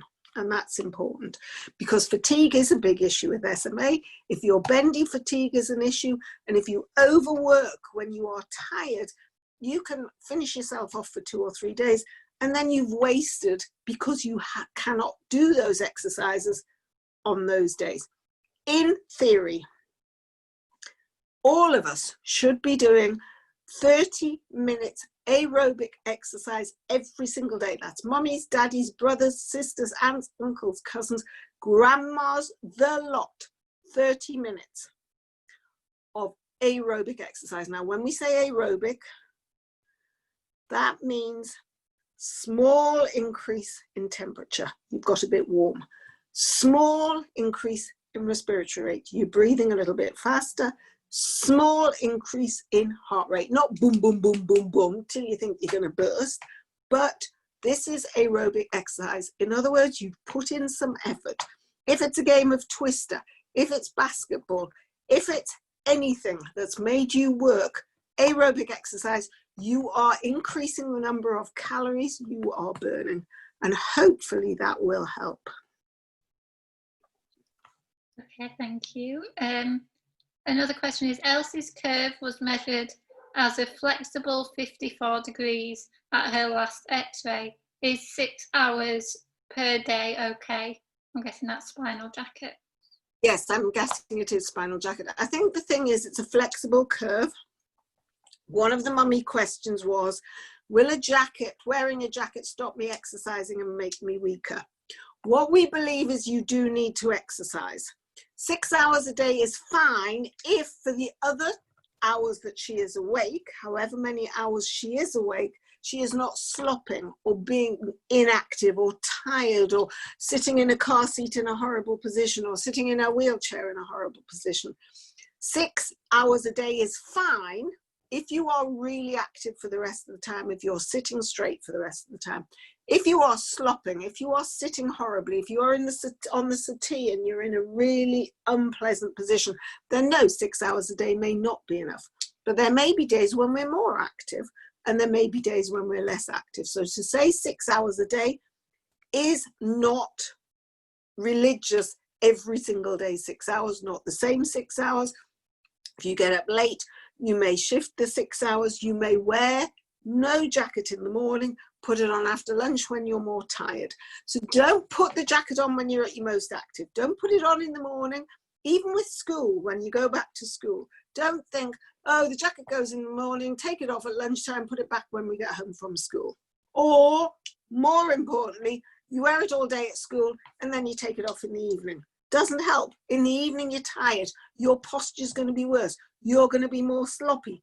Better if you're active at school that you don't wear it all the time at school, but you put it on in the evening when you get home. Oh, poor thing doesn't want to wear it. We know what it's like. We know these battles, more battles, but think about what you look like without your jacket on. If a really active day, really busy day, really sitting nicely day, a little bit less. If we're having a really sloppy, tired day, we're sitting horribly, we're not looking very nice, we're looking all of our 51 degrees, put it on. But don't think morning's on, have lunch, take it off, or go to school, come home, take it off. Think about what is your active time of day, what is your sloppy time of day.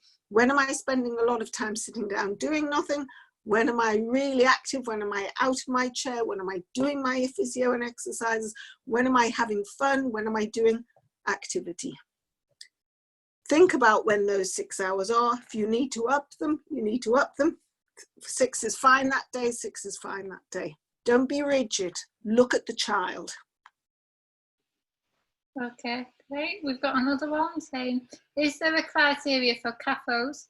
My trust said my son isn't at the stage for Kyphosis yet. He is type 2 who stands with gaiters and splints. Okay, now gaiters usually will come before Kyphosis, but if a child stands really well in gaiters, It's really hard to walk in gaiters. They don't support the hips. They're never as comfortable around the ankles. If the child is standing well, I mean, we have 2-year-olds in Kyphosis.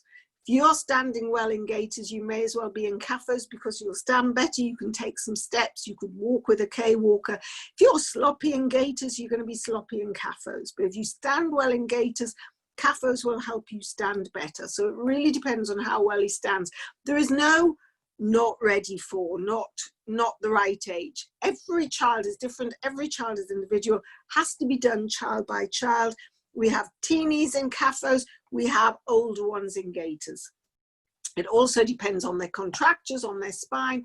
Very often it's easier to stand in Kyphosis because of that little lip, as I said at the back, because that you do not get this in gaiters, and that will help you stand straighter and help support your trunk better, particularly for the kyphotic kids. Now, kyphosis is when your shoulders are forward and you're really sort of have this sort of humpy posture, and that's a kyphosis. And if you're quite kyphotic in the gaiters, you may well find that you can stand up straighter in the Kyphosis. So we tend to do it on an individual basis, but there's no right age for Kyphosis. Okay, we've got another question from Elsie, who asks whether she should be wearing her Kyphosis all day. No, not necessarily. The beauty of Kyphosis is because the knees bend, you can sit in them. And obviously, if you've got them on, then you don't have to think about putting them on to stand up. If you're comfortable sitting in them, and you're comfortable sitting in them all day, yes, there are plenty of people who do. But if you're going to put them on in the morning, but then not stand until the afternoon, you may find that you don't want to put them on until the afternoon. On the other hand, children who sit in their wheelchairs in Kyphosis do tend to sit straighter. Their legs don't flop out to the sides. So it does hold you straighter, and it can hold your pelvis straighter. So it can make you sit straighter if you have your Kyphosis on. You don't tend to slop as much. And again, because of those little lips sitting on the cushions, you don't tend to fall so much from one side to the other. It tends to keep you a little bit more in the middle. So it can have that positive effect. But if you don't want to wear them all day, and you only wear them, you only stand in the afternoon, particularly again during lockdown, where it's not an issue like with school, you put them on in the morning, you go to school, you may be at school. And then that might be easier than school doing it. Also, for boys, and this is not for you, Elsie, but this is for boys who wear Kyphosis, sometimes it is easier to have them on all day. And then if you want to stand to have a wee, you can do it. Girls don't do that. But there is a problem with Kyphosis and toilet seats that some of you may have already worked out.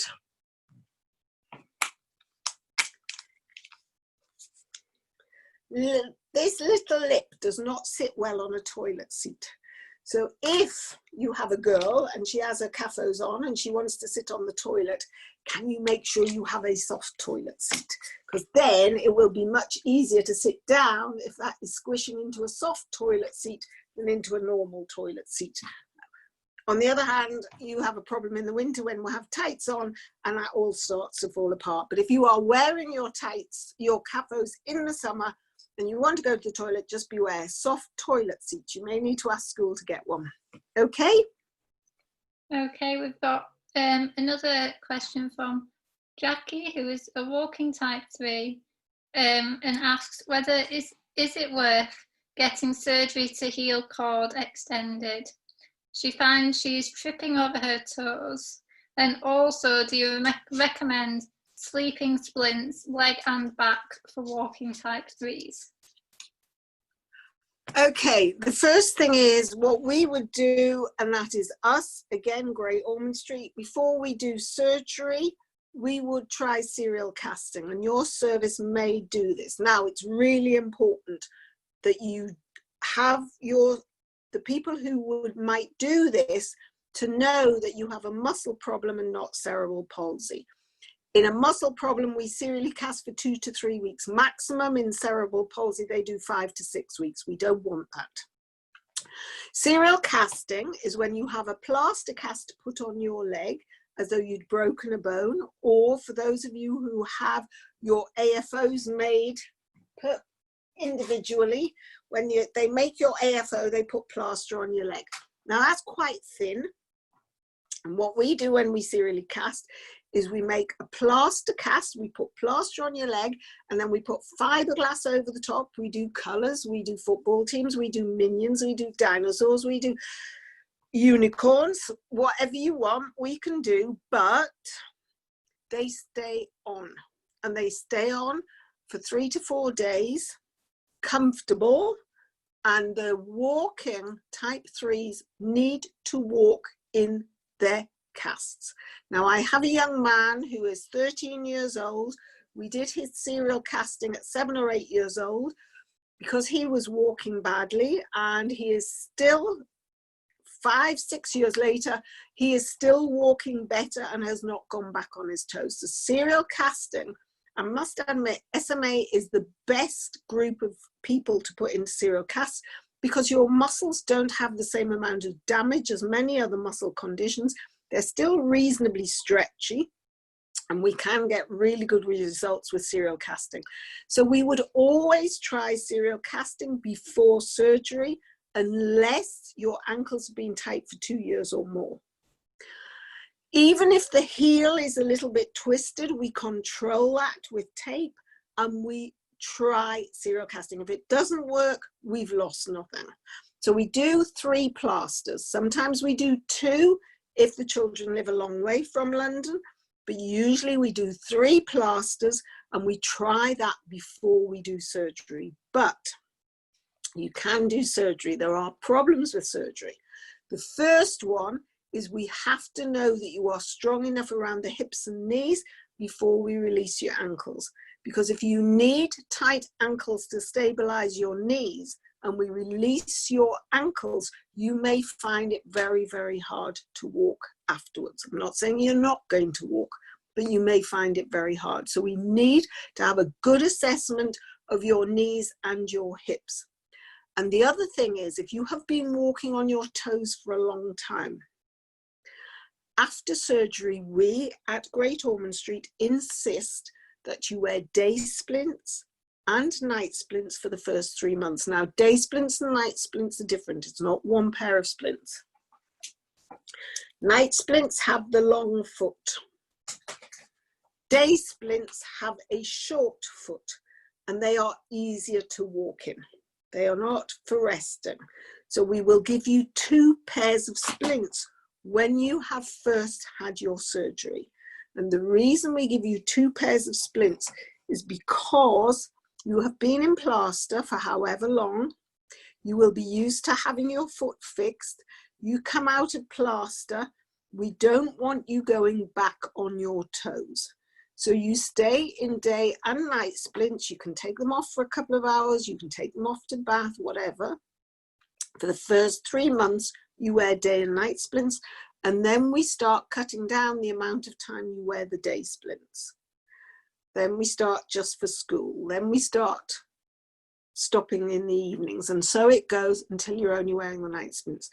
But we have found it much more successful, and it will last much longer after surgery if you have day and night splints for the first 3 months. So it's quite involved. It's not impossible. There are children who have their tendons not necessarily cut. It's what we call lengthened, and that can help with walking, but you need a really good assessment of your hips and knees before anyone tries. And as I say, you may well find that trying serial casting first may be enough. Okay. Yeah. We've got another mummy question saying that her 12-year-old type 3 who is on Spinal and is 9 months post-spinal fusion doesn't want to put any effort into anything. She can still transfer with a board, but reluctant to wear splints and use standing frames. She tries to get her to watch this, but she doesn't want to. And she's saying that everything hurts. Okay, so she's the type 3 who's on Spinal. Yeah, 9 months post spinal fusion.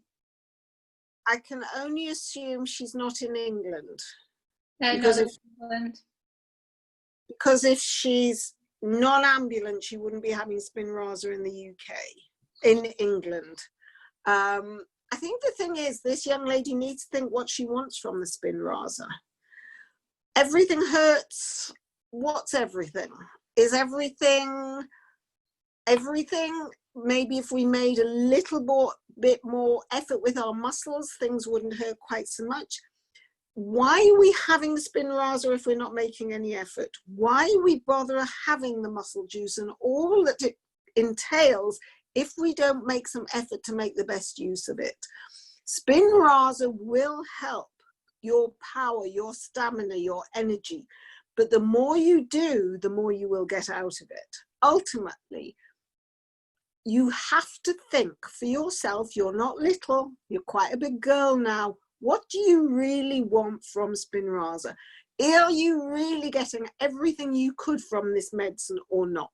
Because if you're not, then it seems a bit of a waste to have it if you don't put some effort into getting what you want. What do you want? If you don't want anything, if you don't want any extra, then you have to think, okay, but as I get bigger, I might start losing things. As I grow taller, as I grow longer, as my arms and legs grow, if I don't make some effort now as a teenager, will I be quite as good when I'm an adult? Will I be able to do what I want to do? Will I be able to be independent?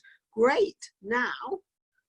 And yes, we can have carers, and yes, we can have people helping, but everybody wants a certain amount of independence. Everybody wants to be able to do a certain amount of things. What do you want to do when you leave school? Are you giving yourself every opportunity for all the different things you may want to try when you leave school? If you aren't, start thinking about what you want, not necessarily for now, but from the future. What do you actually want to achieve? Because if it's very little, then you're really not helping yourself with this muscle medicine. Make the most of it while you're getting it. It's so important to think you are being given an amazing opportunity to have this. Make the most of it. Use those arms more. If nothing else, build up your arm power, which will help you be more independent. Okay, great. We've got another question from Dan. What are your thoughts on benefits of CCDs? He's been wearing them every other day for 6 months, and they think they can see some improvement from tiptoe walking. Okay, CCDs are contracture control devices, and they may or may not help. There's no proof they do. My honest feeling is, in a type 3 who's ambulant, sitting passively in a CCD is not as effective as actually standing and trying to walk in them. You will get the best stretch when you try and walk in them. Because one of the things about sitting in them is, again, they are very passive. You are doing nothing. You are not working. So all the time it is stretching, you are just sitting back being stretched. You are not using your muscles in them. But if you actually try and walk in these CCDs, with help if you need to walk, you will get a better stretch. You will be actively using your knees. You will be actively using your feet. So my honest feeling is that you will be better off with the CCDs if you get up and walk in them, not just sit around in them. Okay, great. That's all the questions I've got at the moment. Well, I think we have got to 7 o'clock. I'm just going to have a very quick look and check and see if there's anything of the questions that we had, and see if we have missed anybody's questions. I think that we covered everybody's. I'm just going to go back because Jake had quite a lot. Jake was, why is it important to do physio? Now you know, it will make you better. Exercise make my arms stronger. All physio make you stronger. Just about all physio will make you stronger. Do you need to stand every day? Not every day. 3 or 4 times a week might be enough. But as with everything, if you are doing it every day and it's not effective and you're standing in a bad position and you're not really working while you're there, it's not as effective as a 1 really good stand or 2 really good stands or 3 really good stands a week. So the most important is how effective it is when you stand, not about the actual standing. So if you don't do physio, will you get weaker? Yes, afraid you will. Cameron, you've heard all about back braces and standing frames, so I hope we've answered all your questions. Elsie Nuts had a lot of questions. George, we talked about the hands, and Oliver, we talked about your swimming. Splints in a standing frame. This is age 12, non-ambulant type 3. I think we've heard from this mummy again, talked about a preteen at 12, definitely not a preteen, already halfway through teenage. Stroppy, we know that, we love them, the stroppier the better. And that last question that I had was about, can wearing a spinal brace make you weaker?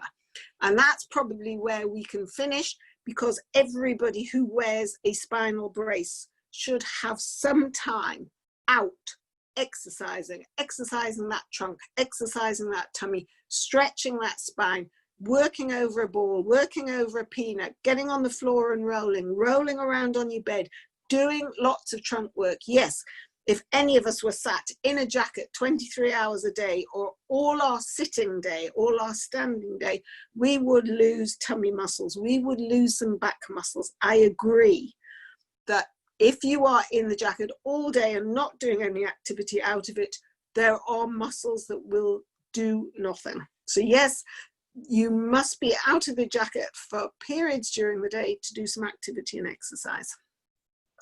And I think we've just about covered all of it, but if there's any more questions, I'm sure Lucy, Marnie, Andy, you'll be happy to take them and pass them on. Yeah, we can definitely do that. If you have another question you want to drop us a DM, we can pass them on to Marion. Okay, I think we're done. Thank you, everybody. I hope I answered all the questions. I'm sure there's probably lots more. Of course, I'm going to say physio works.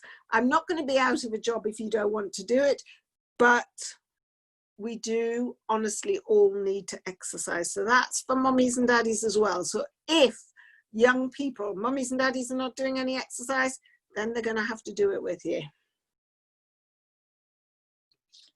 Great, thank you, Marion. It's been amazing. Thanks. Thank you. Enjoyed it. Take care. See you soon. See you soon. Bye. Bye.